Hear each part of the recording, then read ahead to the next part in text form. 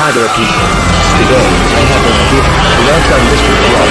Some of you already don't know him. He is a YouTuber with 65,000 subscribers, and he makes Mr. Incredible contain the ever feeling videos. Except they are not custom. I can't do this alone, so I will invite Jose the Ninth City and Puzzle Man 2010.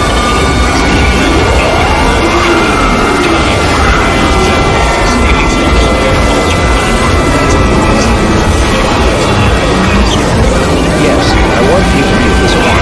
Only I'm exposing Mr. Crow. And questions before I start. Let the presentation begin. Mr. Crow. Roast him.